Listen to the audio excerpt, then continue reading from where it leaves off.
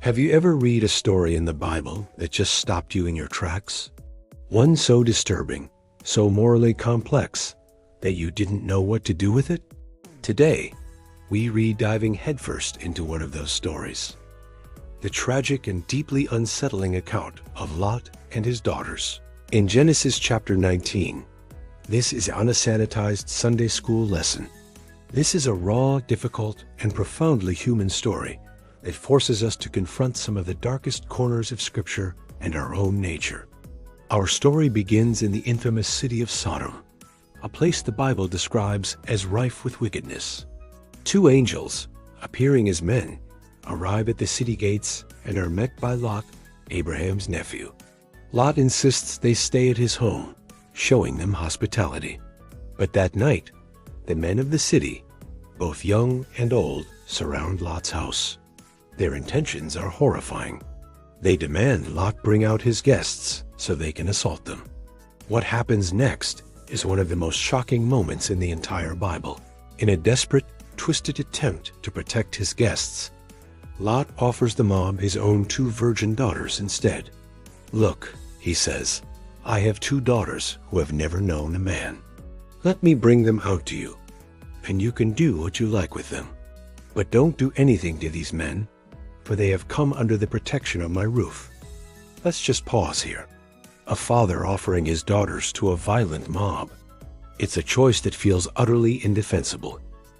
Was this a catastrophic moral failure? A reflection of a culture where women were seen as property? Or a desperate act by a man so terrified he couldn't think straight?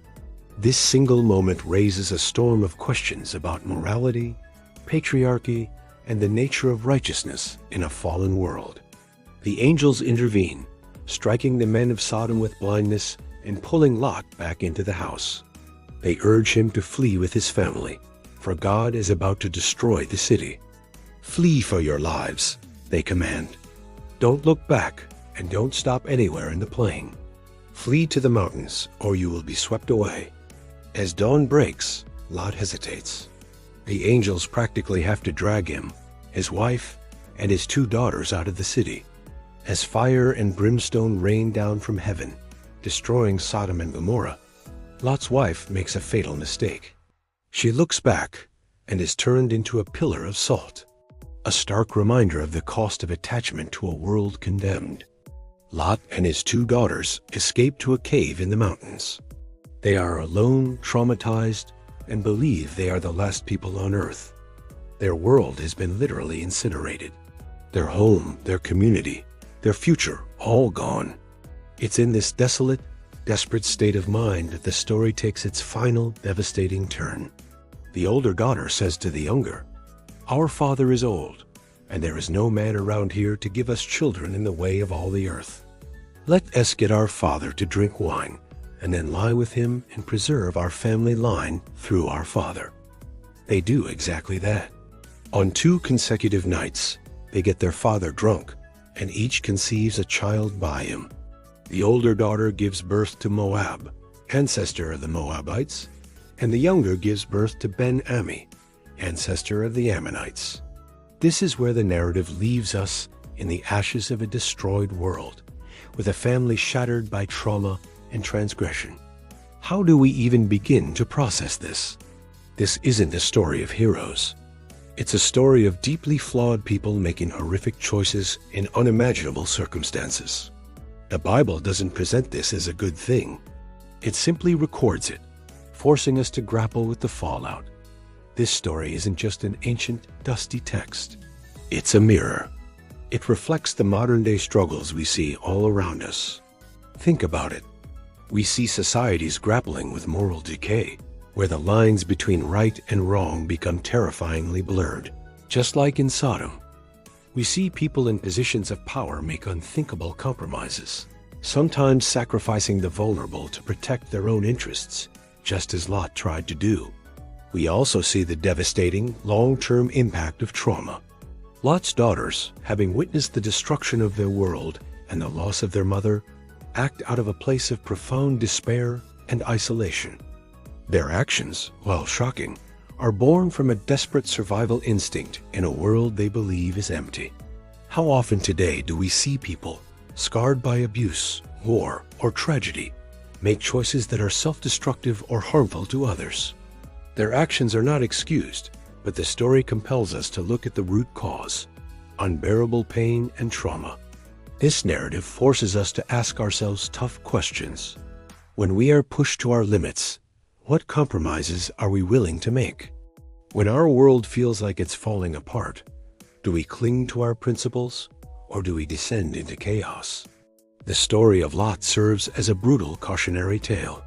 It shows how a series of compromises, starting with his choice to live near Sodom, can lead to a complete moral collapse. The teaching here is not an easy one. It's a warning about the corrosive nature of sin and the slippery slope of compromise. It is a powerful illustration of how living in and tolerating a toxic environment can poison your own soul and your family. As the Apostle Paul later wrote in 1 Corinthians 15:33, "Do not be misled. Bad company corrupts good character." Lot chose to live near wickedness, and that wickedness seeped into his home, leading to one tragedy after another. But even in this darkness, there is a glimmer of a larger biblical theme: God's relentless and sometimes severe mercy. Lot was saved, not because he was perfect, far from it, but because of God's promise to Abraham. 2 Peter 2:7-8 tells us that Lot was a righteous man who was distressed by the depraved conduct of the lawless.